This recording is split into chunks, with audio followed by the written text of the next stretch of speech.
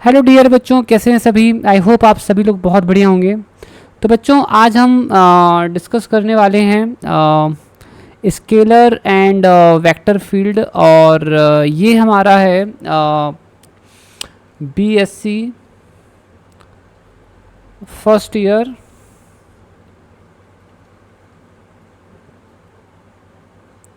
BSc first year physics का topic, ठीक है। और ये हमारे चैप्टर 1 से है, ठीक है। तो मैं यहाँ लिख देता हूँ यूनिट 1, ठीक है, मैथमेटिकल फिज़िक्स।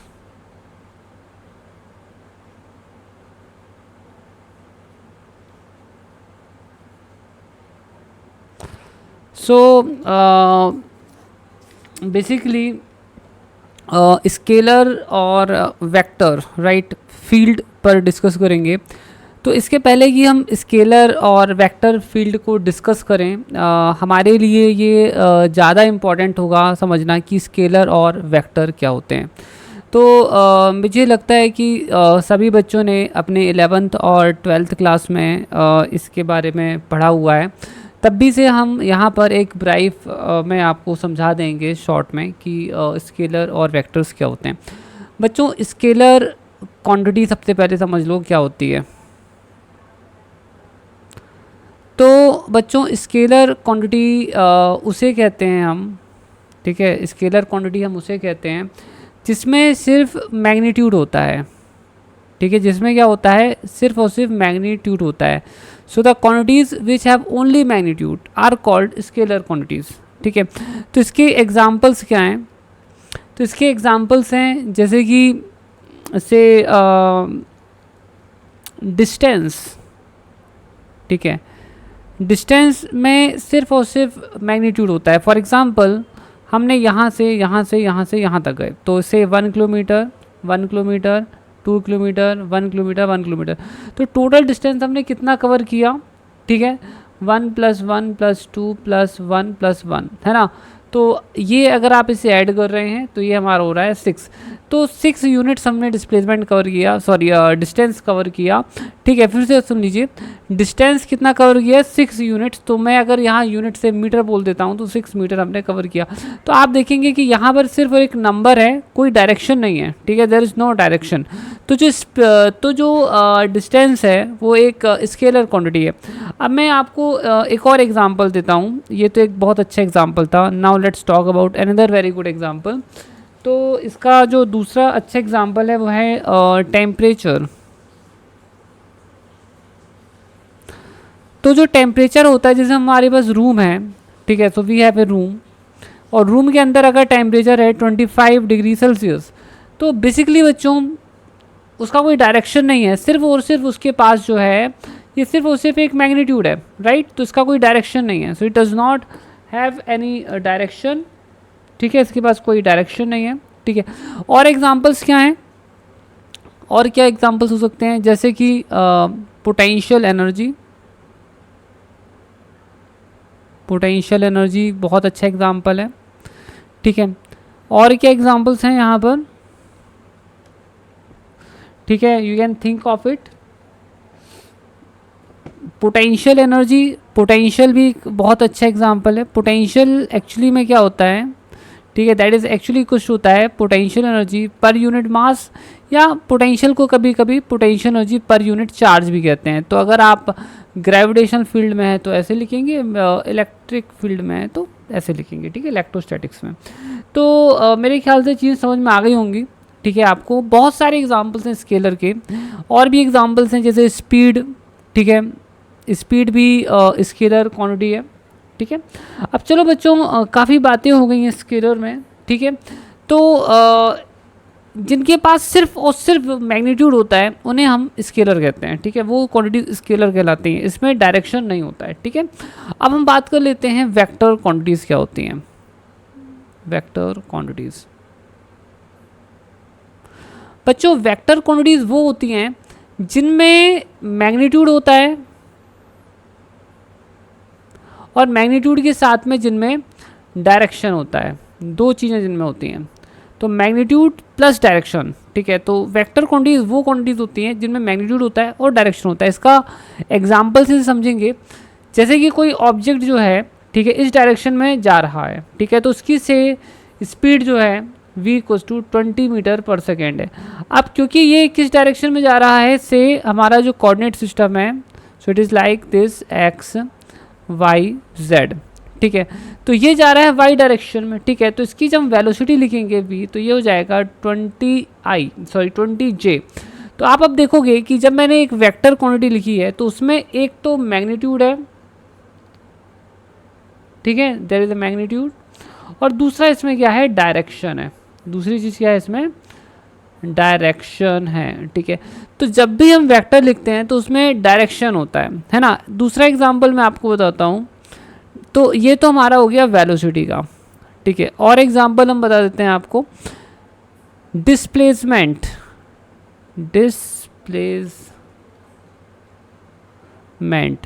तो फॉर एग्जांपल ये हमारा से कोऑर्डिनेट सिस्टम है, से एक्स वाई एंड जेड। अब हमारा एक पार्टिकल यहाँ से डिस्प्लेस होकर यहाँ आ गया, ठीक है। तो इस केस में से उसने 2 मीटर्स कवर किया, तो उसका जो डिस्प्लेसमेंट है एज, तो उसने कितना किया, 2 मीटर्स कवर किया, बट किस डायरेक्शन में किया, जे डायरेक्शन में। तो अब आप यहाँ देख सकते हो कि यहाँ पर उसके पास मैग्नीट्यूड भी है और उसके पास डायरेक्शन भी है ना। तो डिस्प्लेसमेंट जो होता है वो वेक्टर क्वांटिटी होता है, वेलोसिटी एक वेक्टर क्वांटिटी है, ठीक है, जिसमें कि स्पीड भी है, डायरेक्शन भी है। और एग्जांपल्स क्या हैं, एक्सीलरेशन, और एग्जांपल्स क्या हैं वेक्टर्स के, फोर्स, ठीक है, और एग्जांपल्स क्या हैं, मोमेंटम, ठीक है। ऐसे बहुत सारे एग्जांपल्स हैं, ये तो कुछ वेल नोन एग्जांपल्स हैं। तो मेरे ख्याल से आपको समझ में आ गया होगा। इलेक्ट्रिक फील्ड ये एग्जांपल्स हैं। तो बच्चों अभी देखो, आपको ये तो समझ में आ गया ना कि वेक्टर क्वांटिटीज़ क्या होती हैं और स्केलर क्वांटिटीज़ क्या होती हैं। अब हम ये बात समझ सकते हैं कि हमारा स्केलर फील्ड क्या होता है और वेक्टर फील्ड क्या होता है, ठीक है। तो चलो समझते हैं स्केलर फील्ड और वेक्टर फील्ड क्या होता है। तो सबसे पहले हम समझेंगे स्केलर फील्ड क्या होता है। स्केलर फील्ड, ठीक है। देखिए बच्चों, स्केलर फील्ड को समझने के लिए पहले तो ये जान लो कि फील्ड क्या होता है। तो फील्ड का मतलब होता है क्षेत्र, ठीक है। तो जैसे कि आप यहाँ देखेंगे, अगर मैं यहाँ पर एक से कोऑर्डिनेट सिस्टम लिख लेता हूँ एक्स वाई एंड जेड।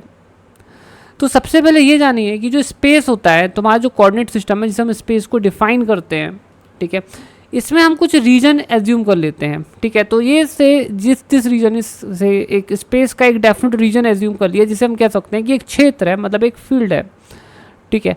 अब इसके अंदर बहुत सारे पॉइंट्स हैं, हर एक पॉइंट क्या कहलाती है, पोजीशन कहलाती है। तो यहाँ जितने भी मैं किसी भी पॉइंट पर जाऊँगा तो वो एक पोजीशन होगी, ठीक है। What it is a position. तो अलग अलग, जैसे इस वाली पोजीशन के कोऑर्डिनेट्स हो सकते हैं x1 y1 z1, इस वाले के कोऑर्डिनेट्स हो सकते हैं x2 y2 z2, इस वाले के कोऑर्डिनेट्स हो सकते हैं x3 y3 z3, इस वाले कोऑर्डिनेट्स हो सकते हैं x4 y4 z4, ठीक है। इस तरह से क्या होता है कि हर एक पॉइंट के कुछ कोऑर्डिनेट्स होते हैं, ठीक है। तो जो क्षेत्र है, मतलब जो फील्ड है, उसमें बहुत सारे पोजीशंस हैं, ठीक है, बहुत सारी पोजीशन, और हर एक पोजीशन के कुछ कोऑर्डिनेट्स होते हैं, ठीक है। अब स्केलर फील्ड क्या होता है, देखिए बच्चों, अगर कोई क्षेत्र है और अगर वहाँ पर स्केलर क्वांटिटी है कोई, से टेम्परेचर है ना, तो वो फील्ड जो है वो स्केलर फील्ड कहलाएगा। जैसे एग्जाम्पल समझते हैं कि हमारे पास यहाँ पर एक हमने टेम्परेचर डिफाइन किया कि यहाँ पर टेम्परेचर है, ठीक है, टेम्परेचर है।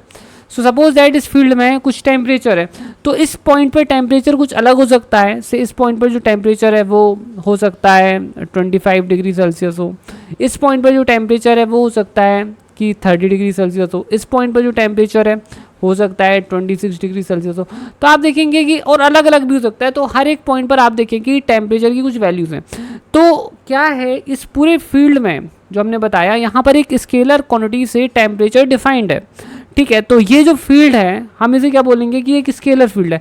और साथ ही पर हम हमारे स्केलर फील्ड में जो हमारा टेम्परेचर डिफाइंड है, ठीक है, that actually depends on the position, ठीक है, तो ये that depends on the position.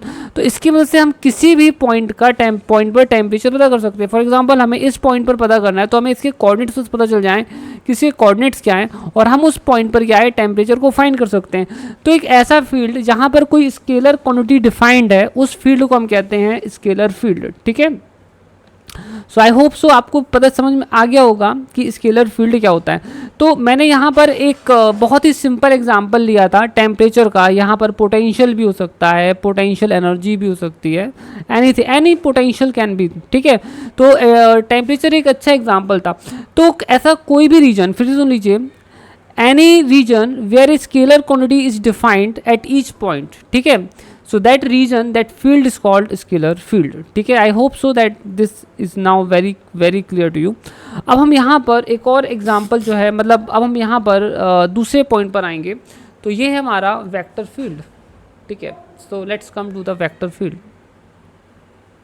Vector field, अब वेक्टर फील्ड जो है ये क्या होता है इसे समझते हैं। देखिए,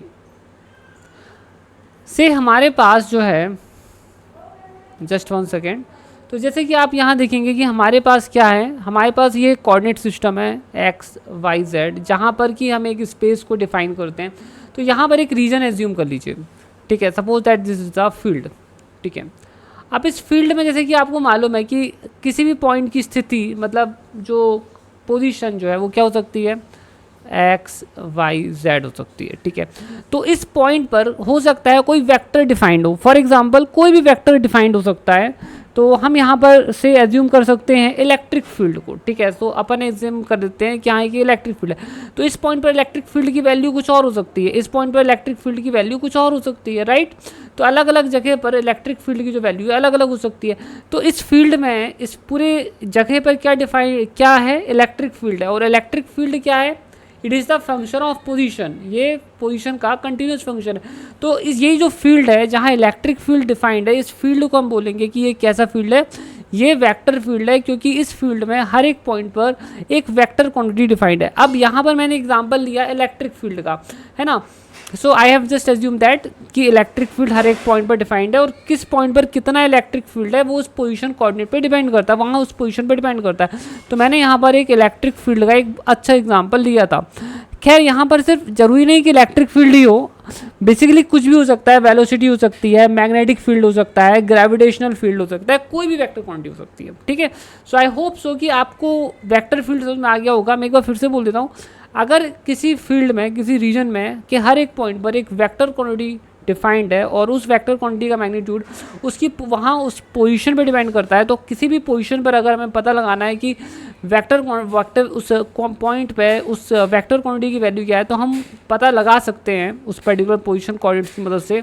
तो बेसिकली उस फील्ड को जहाँ पर वो वेक्टर डिफाइंड है, उसे हम, उस फील्ड को हम कहते हैं वेक्टर फील्ड। ठीक है, आई होप सो कि आपको स्केलर फील्ड और वेक्टर फील्ड दोनों ही क्लियर हो गए होंगे अच्छी तरह से। अब हम इनकी फॉर कुछ डेफिनेशन लिखवा देते हैं आपको, जो आप लिख सकते हैं एग्जाम में लिखने के लिए। तो let's me right this thing, scalar field.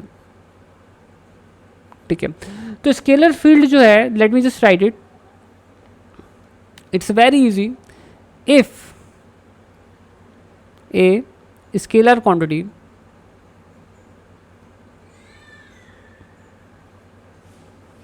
if a scalar quantity such as temperature,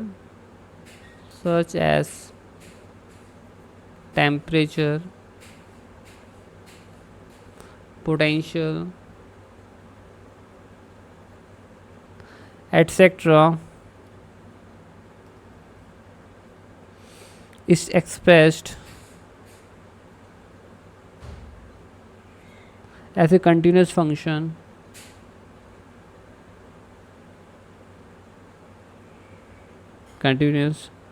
of position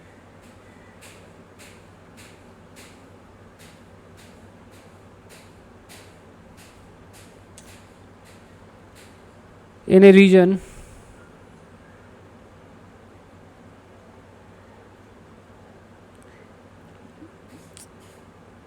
a scalar field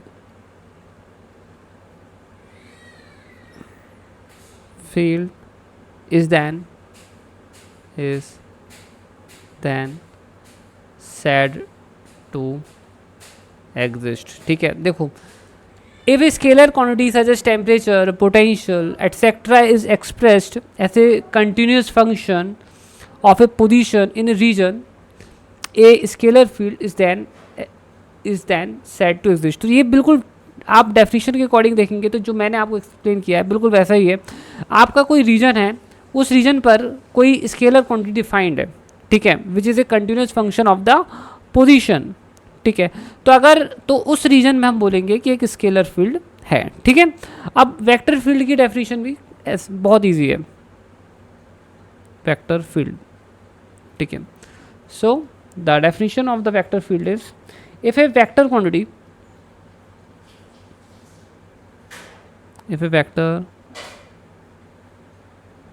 quantity f such as velocity, electric field,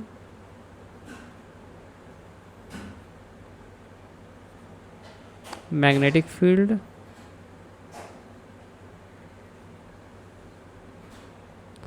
etc. is expressed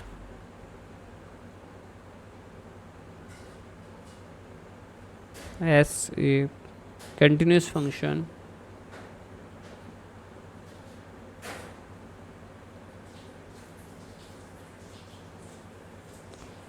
of position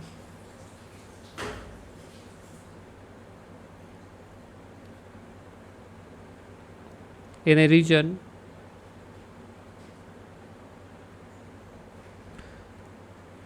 that is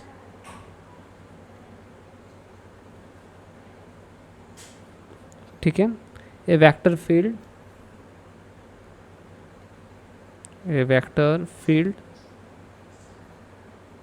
is said